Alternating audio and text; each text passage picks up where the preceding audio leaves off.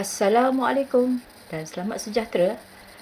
Kita berjumpa lagi dalam rancangan online fizik bersama-sama Cikgu Suryati dalam tajuk Daya dan Gerakan 1. Kali ini kita akan fokus pada tajuk 2.7 Impuls dan Daya Impuls. Okey. Standard pembelajaran kita pada hari kali ini ada dua. Yang pertama, berkomunikasi untuk menerangkan impuls dan daya impuls. Ada dua istilah kat sini. Satu impuls, satu adalah daya impuls.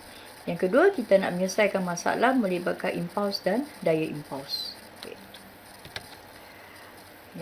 Impuls dan daya impuls.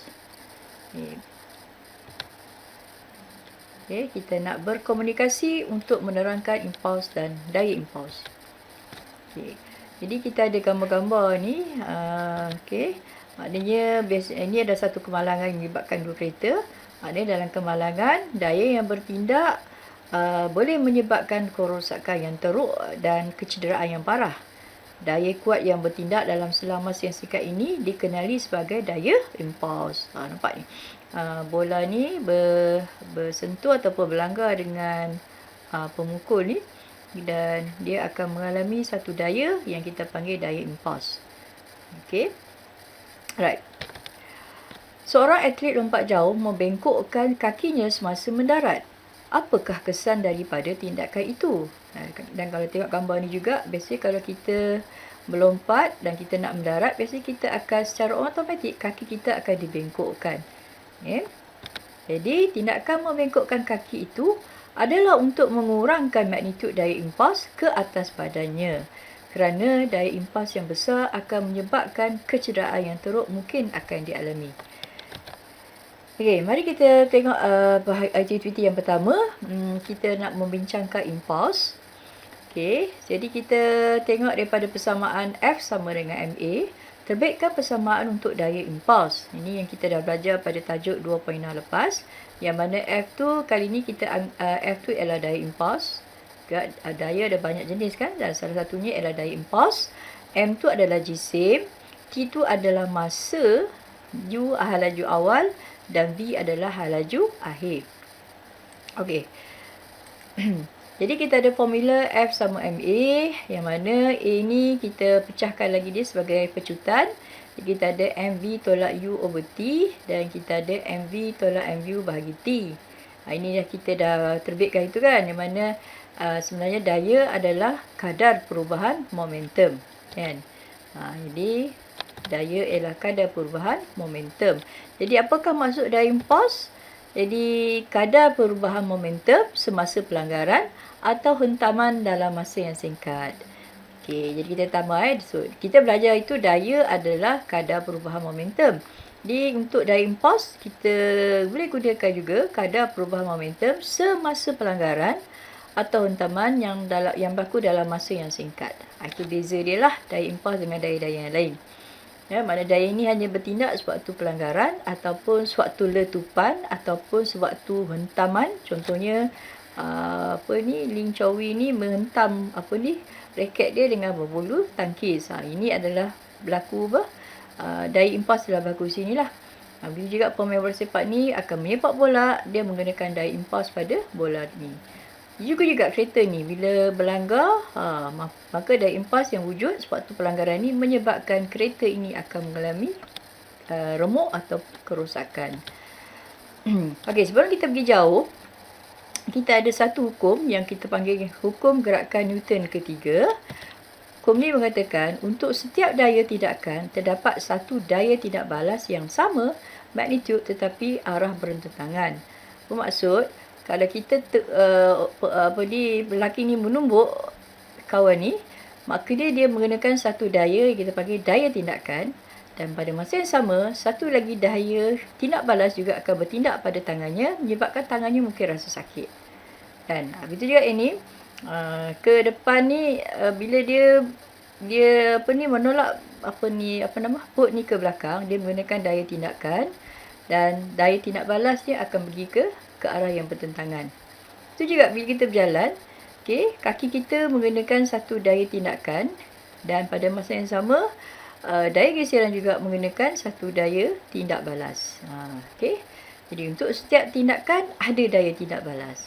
Maksudnya daya ni bertindak berpasangan. Okay.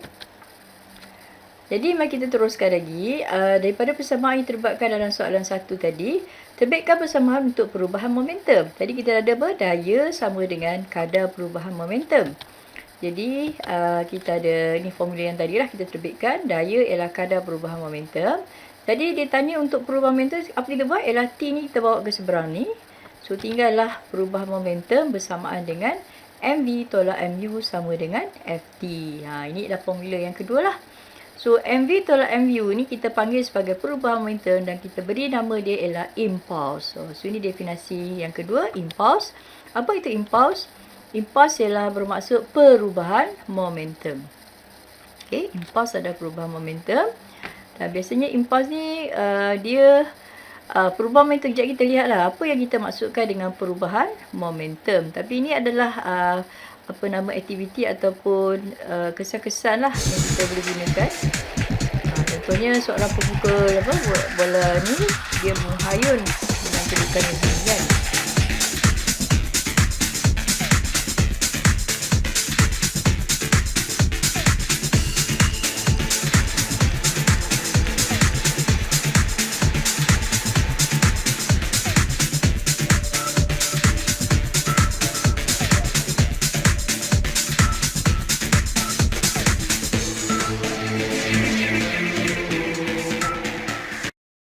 So perubahan momentum maksud mula momentum bola ni pegun. Jadi kita kata momentum awal dia kosong. Lepas tu apabila dipukul, bola ini bergerak. So jadi bola ini mengalami perubahan momentum daripada pegun ke satu hal laju yang tertentu. Sama juga dengan bola ini. Okey. Right. Jadi impulse, bila sebut impulse merupakan perubahan momentum. Jadi perubahan momentum ada dua lah. Satu, sama ada momentum bertambah ataupun momentum berkurang. Jadi sama ada momentum bertambah atau momentum berkurang, ia akan mengalami impulse ataupun perubahan momentum. Jadi cikgu detailkan lagi. Okey, momentum bertambah dan momentum berkurang. Okey, kita tengok sini. Apa maksud momentum bertambah? Momentum bertambah maksud momentum akhir lebih besar daripada momentum awal. Dan biasanya momentum awal ni pegun lah. Contohnya bola ini berada dalam keadaan pegun. Maka momentum awal dia kosong. Sifar. Jadi momentum akhir lebih tinggi daripada momentum awal. Dalam kes situasi begini, kita menggunakan istilah impulse. Formula dia ialah FT sama dengan momentum akhir tolak momentum awal. Jadi kita ada kes pertama untuk perubahan momentum. Keadaannya ialah momentum bertambah. Impulse bertambah. Bila momentum bertambah bermaksud apa? Impulse bertambah. Maka daya F juga bertambah. Maka masa sentuhan T juga bertambah. Sebab sini persamaan dia F dengan T. Bila kita nak impulse yang tinggi ataupun perubahan momentum yang tinggi, maka kat sini F ada dua kan? F dan T. F ni daya yang dikenakan pada bola ni. T ni ialah masa sentuhan antara kaki dengan bola. Jadi kalau kita nak perubahan momentum ni tinggi, bermaksud kita nak bola ni bergerak dengan lebih laju, maka perubahan momentum kena tinggi. Kita kena naikkan daya. Bagi daya yang kuat, maksudnya tendang bola ni dengan kuat. Dan T ni kita nak T ni yang besar lah kan. Jadi bila T yang besar, masa sentuhan kaki dengan bola ni kena besar. Maksudnya itu yang kita panggil tindakan apa? Ikut lajak. Maksudnya bila dia tendang ni, apa yang jadi ialah kaki tu seolah-olah macam still lagi nak ikut kan bola ni. So ini kita panggil tindakan ikut lajak. Okey, yang kedua ialah momentum berkurang. So bila momentum berkurang bermaksud momentum akhir dia lebih rendah daripada momentum awal. Maknanya momentum awal lebih tinggi daripada momentum akhir. Situasi ini bermaksud biasanya momentum akhir menyebabkan objek akan berhenti. Maknanya objek sedang bergerak, tiba-tiba dia berhenti. Jadi dia mengalami perubahan momentum daripada banyak ke sikit. Dalam kes ni, kita menggunakan formula daya impulse. Jadi daya impulse bersama dengan apa? MV tolak MU over T. Sekali lagi, perubahan momentum bahagi masa tindak balas. Okey. Jadi, dalam kat sini kalau lihat persamaan sini, daya impulse berkadar susah dengan masa tindak balas. Maksudnya T kat bawah, F ke atas. Jadi keduanya adalah berkadar songsang. Bermaksud ada dua situasi kat sini. Situasi pertama, apabila momentum berkurang, masa T akan panjang. Bila masa T panjang, maka daya impuls kecil. Itu satu. Yang kedua, boleh jadi juga masa T ni pendek. So, bila T ni pendek, jadi bila T pendek, maka daya impuls akan menjadi besar. Jadi kita ada 3 kes lah sekarang ni kan. So kes 1, kes 2 dan kes 3. Kes 2 dan kes 3 adalah kes di mana momentum berkurang. Dalam kes ni kita melibatkan daya impuls. Dan daya impuls kecil bila masa T panjang. Daya impuls besar bila masa T pendek. Okay, InsyaAllah kita akan pergi lebih lanjut lagi lah untuk tunjukkan setiap contoh. Okey, kita teruskan. Kita ambil yang pertama dulu, kes 1. Jadi, nyatakan dua kuanti fizik yang boleh menghasilkan perubahan momentum atau impuls yang besar. So, kita ada dua tadi kan, Ft. So, kita ada daya dan juga masa, F dan juga T lah. So, terangkan mengapa seorang pemain bola sepak melemparkan bola dengan cara seperti tunjukkan. Kalau kita tengok, dia baling macam ni kan. Kedudukan. Football, as you may have guessed, is a game you usually play with your feet. But when it comes to throw-ins, footballers get the chance to show off their handiwork too. What a throw-in! They're not just an essential set piece, they can also be used as a dangerous weapon, as today's top 10 will show. So, nampak cara dia pegang bola ni, tujuan dia ialah supaya masa lama. Maksudnya masa dengan bola ni akan lebih lama. Jadi dia nak ialah Ft besar, impuls besar. Jadi perubahan momentum besar kan, MV besar. Bila Ft besar, sebelah kanan MV pun besar. MU tolak MV, MV besar. Jadi momentum perubahan momentum lebih besar kan. Jadi akhirnya bola akan bergerak dengan hal laju tinggi lah sebab MV besar. M samalah. Jadi jisim yang sama kan. Tapi bila impuls besar, perubahan momentum besar, maksudnya V tinggi lah. So hal laju akhir tinggi. Jadi bila hal laju akhir tinggi, maka bola akan bergerak dengan lebih jauh. Itu konsep dia. Okay. Ada satu lagi, kalau tengok skateboard seorang budak lelaki sedang bermain papan lunsur, kaki kanannya menolak lantai konkrit dengan satu daya tolakan yang kuat dan masa tindakan yang panjang untuk menolak papan lunsur ke depan. Mengapa? Nampak daya kuat, F besar. Masa tindakan yang panjang, T ganda besar. Itu dia punya idea lah. Jadi bila dia heret lama tu, maksud kita nak masa sentuhan kaki dengan dengan tanah ni lebih lama. Jadi kita nak masa panjang. Jadi Ft, F besar sebab daya tolakan yang kuat. T besar, heretkan tadilah, T besar. Maka impuls besar, jadi perubahan momentum akan jadi lebih besar because MV tolak MU besar kan. Jadi papan lunsur akan bergerak ke depan dengan laju yang tinggi. Okay. Right. So kita tengok baliklah semula. Kes 1, kita nak menambah momentum dan impuls melalui tindakan ikut lajak. Jadi sebakan yang kuat, maksudnya F besar lah kan. F besar. Diikuti tindakan ikut lajak supaya T besar. Menghasilkan impuls besar iaitu F kali T besar. Maka bola akan mengalami perubahan momentum yang lebih besar di mana MV dia besar. V akan jadi lebih besar lah dan akan bergerak dengan laju tinggi. Jadi bola akan pergi lebih jauh. Cara kita nak menerangkan. Sama juga dengan, ingat lagi ayunan bola golf tadi. Jadi masa sentuhan, ini kita juga panggil ikut lajak. Masa sentuhan bola meningkat, okay, pukul dengan sekuatnya daya tinggi. Jadi impuls sama Ft akan meningkat. Impuls sama dengan perubahan momentum. Kalau impuls tinggi, maka perubahan momentum tinggi. U kita biasanya kosong lah kan. Bola terpegun. Jadi secara tak langsung MV akan jadi lebih besar lah. So B akan jadi lebih tinggi. So laju bola meningkat menyebabkan bola boleh bergerak dengan jauh. Baik, kita teruskan lagi kes kedua dan ketiga. Jadi kita nak tengok nyatakan hubungan di antara daya impuls dengan masa tindak balas. Okey, ataupun dalam kes ni perubahan momentum malar. Okey. Jadi kita ada formula ni, F sama MV tolak MU over T. Kalau masa panjang, daya impuls akan menjadi hubungan dia berkadar songsang lah. Maksudnya kalau masa panjang, daya impuls kecil. Kalau masa tindak balas pendek, daya impuls akan jadi besar. Okey, aktiviti ni kita buat dengan menggunakan tangan kita saja. Okey, yang pertama, kita ambil tangan letak atas meja. Jadi, pukul meja perlahan dengan tangan anda. Pukul perlahan lah.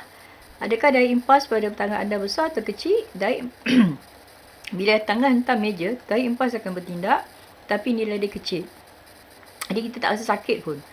Pukul meja dengan kuat. Kuat lagi. Huraikan apa yang berlaku pada tangan. Jadi rasa sakit lah sebab daya impas besar. Okey, pukul meja dengan cepat. Maksudnya kita pukul lepas tu stop. Masukkan huraikan.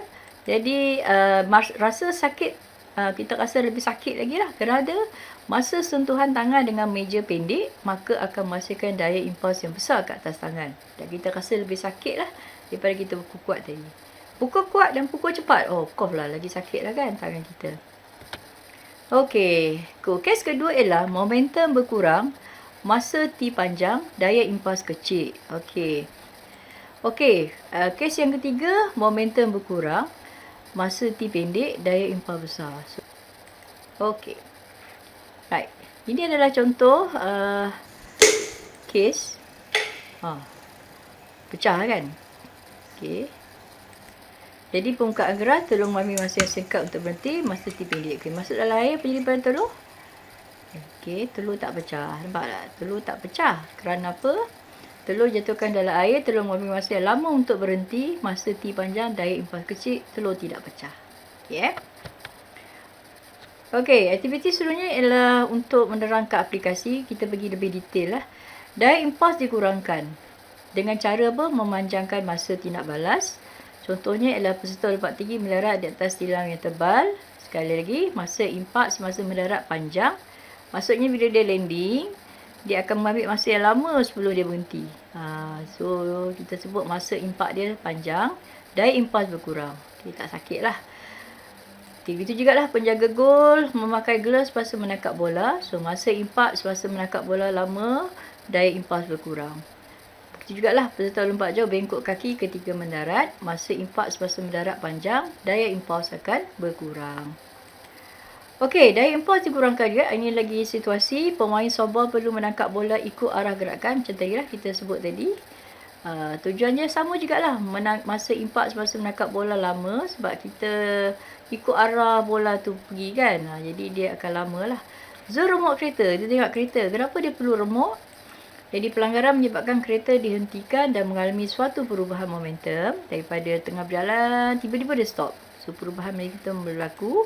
Bahagian hadapan kereta yang mudah remuk memanjangkan masa impak semasa pelanggaran. Jadi masa T tu lama. Jadi impak daya impas akan menjadi lebih kecil. Okey. So daya impas akan dikurangkan. Okey, beg udara. Apa peranan beg udara? Okey, menyerap impak pelanggaran dengan memanjangkan masa pemandu dihentikan. So pemandu akan pergi dan bila baru dia stop kan. Dan mengurangkan daya impas. Jadi mengurangkan kesan inisial dengan mencegah pemandu daripada mengental steering, dashboard dan cermin hadapan kereta. Okey, sebenarnya kita tengok item yang mudah pecah seperti telur, gelas dan alat elektrik dibungkus dalam bahan yang lembut dan boleh dimanfaatkan. Contoh pernah tengok kan benda ni? Tengok ni plastik ada bubble-bubble ni kan. Okey, semuanya dengan tujuan untuk menyerap hentakan supaya masa tindak balas lebih lama dan daya impas yang bertindak pada objek lebih kecil. Okey. Masa impak panjang, daya impas kurang. Okey, peserta karate. Okey, kali ni kita yang kedua pula, kita nak ialah kes yang ketiga. Kita nak daya impas diperlukan dengan memendekkan masa tindak balas. Jadi peserta karate yang mahir memecahkan kayu yang tebal dengan menggunakan sisi tangan yang bergerak dengan kelajuan tinggi. So dia gerakkan tangan dengan tinggi, dengan laju yang tinggi dan kemudian dia stop. Okey, tujuan dia ialah tangan bergerak laju. Jadi masa sentuhan tangan dengan kayu ni cepat kan. So masa impak bersentuh dengan kayu berkurang, daya impas akan berkurang. Daya impas yang tinggi ni akan menyebabkan kayu ni pecah ataupun bata ni pecah. Saja nak. One more time, ready?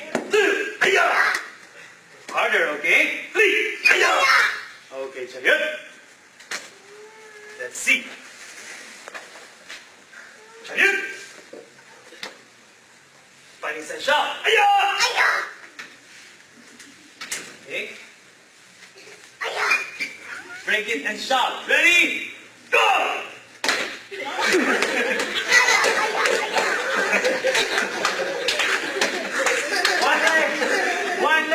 One leg, okay? Ready, go! This way. Aya! Okay, right leg. Ready, go! No, right leg. Go! One more time, forward.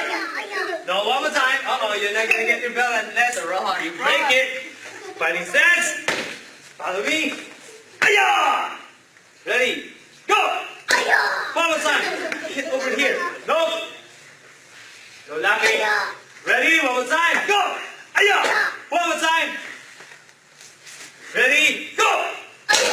Wow! Okay, Chariot! Chariot! Okay. Chariot! Alright. Okay. Kita teruskan. Kepala pendukung yang besar bergerak pada kelajuan tinggi untuk mengetuk paku. Masa bersentuh antara pendukung dengan kayu paku pendek. So, kita ketuk terus. Ketuk. Stop kan. Okay. So, dari impas bertambah, paku lebih mudah masuk ke dalam dinding. Okay. Bola pula, kita perlukan angin yang cukup. Supaya bila angin cukup, bila kita tendang bola tu, masa sentuhan antara bola dan kaki pendek. Okay, jadi daya impas besar dan bola akan bergerak dengan lebih jauh. Dan tumbuk lesung batu ni keras. Kenapa keras? Dia akan berhenti dalam masa singkat. Daya impas besar menyebabkan cili mudah dihancurkan. Okey, itu saja berkaitan impuls dan daya impuls. So, impuls ialah perubahan momentum. Daya impuls adalah kadar perubahan momentum. Yang mana perubahan momentum ada 3 tadi. Satu, momentum bertambah. Bila momentum tambah, kita menggunakan impuls. Dan formula dia Ft = mv tolak mu. Dan bagi kes yang kedua, momentum berkurang. Kita nakkan supaya T dengan daya impuls berkadar songsang. So, jadi kes kedua, bila T bertambah, T panjang, daya impuls kecil. Kes yang ketiga, bila T pendek, daya impuls akan jadi besar. Okey, itu saja untuk kali ini. Kita sambung nanti untuk melihat bagaimana cara kita menyelesaikan masalah melibatkan impuls dan juga daya impuls. Sekian, Assalamualaikum dan selamat sejahtera. Terima kasih. Jumpa lagi.